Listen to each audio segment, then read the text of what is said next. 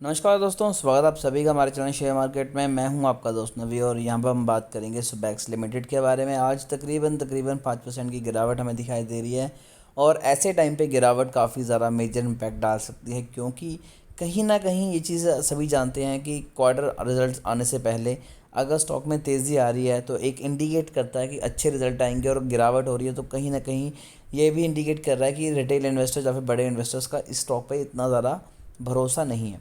अब यहाँ पर कुछ चीज़ें समझने वाली हैं कि अगर हम जितना मर्जी चीज़ों को नेगलेक्ट कर दें, बट फिर भी इनसाइडर न्यूज़ आज भी मार्केट में रेगुलेट होती हैं और सर्कुलेट होने की वजह से वहीं इस पर काफ़ी ज़्यादा लोग इस चीज़ का फ़ायदा भी उठाते हैं।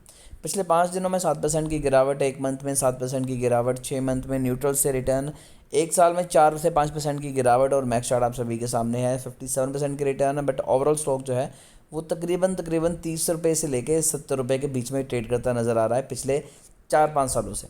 अगर हम फाइनेंशियल्स की बात करें तो क्वार्टर 3 में कंपनी का रेवेन्यू 9% इंक्रीज़ हुआ, लेकिन जो सबसे खतरनाक चीज़ लगी थी मुझे क्वार्टर 3 में, वो ये कि कंपनी का जो रेवेन्यू फ्रॉम ऑपरेशन है वो 250% कम हुआ। यानी कि कंपनी जो काम करती है वहाँ से जो पैसा आ रहा है वो काफ़ी ज़्यादा कम हुआ था। अगर हम यहाँ पर कंपनी के क्वार्टर ऑन क्वार्टर बेसिस पे रिजल्ट देखें तो जून 2021 में कंपनी ने कमाए थे तकरीबन सेल्स की थी 80 करोड़ की, जो कि उसके बाद अभी की बात की जाए तो वो है 81 करोड़ की। तो कंपनी की सेल्स में ज़्यादा फर्क नहीं आया, लेकिन कंपनी ने अपने एक्सपेंस काफ़ी हद तक सही कर लिए।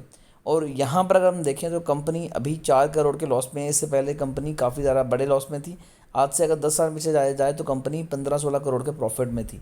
उसके बाद कंपनी की अदर इनकम भी नहीं बढ़ी है, जिसकी वजह से ये बोल सकते हैं कि नहीं, रिजल्ट अच्छा है। ईयर ऑन ईयर बेसिस पे भी देखें तो कंपनी पिछले साल -51 करोड़ के लॉस में थी, अब कंपनी 82 करोड़ के लॉस में है, तो कंपनी का लॉस भी बढ़ा है। साथ ही साथ यहाँ पर जो मुझे चीज़ बहुत ज़बरदस्त लगी, जिसकी वजह से मैं इस स्टॉक में हल्की फुल्की इन्वेस्टमेंट करने के लिए तैयार हूँ, वो ये है कि 0.17% की होल्डिंग थी 2021 में, और सितंबर 2023 में होल्डिंग थी प्रमोटर की 0.91, अब 1.30 हो चुकी है। यानी कि प्रमोटर ने अपनी होल्डिंग बढ़ाई है। साथ ही डीआई की होल्डिंग यहाँ पर 0.09 थी, उनकी होल्डिंग 0.12 हुई है। और साथ ही साथ अगर ओवरऑल देखा जाए तो स्टॉक ने अच्छा परफॉर्म किया है। ऑर्डर बुक इनकी काफ़ी ज़्यादा अच्छी तरीके से इंप्रूव हुई है। तो और साथ ही मैं आपको बता दूं कि पिछले 1-2 मंथ में स्टॉक में वॉल्यूम भी काफ़ी ज़्यादा बढ़ा है, जो कि ये इंडिकेट कर रहा है कि कहीं ना कहीं क्वार्टर 4 में कंपनी अच्छा परफॉर्म कर सकती है, क्योंकि अगर प्रमोटर ही अपनी कंपनी के शेयर परचेज कर रहे हैं तो रिस्क लिया जा सकता है। फिर भी शेयर को लेकर अगर आपकी कोई भी क्वेरी है तो कमेंट कीजिए, हमारी कोशिश होगी कि आपको एक अच्छी एडवाइस दें।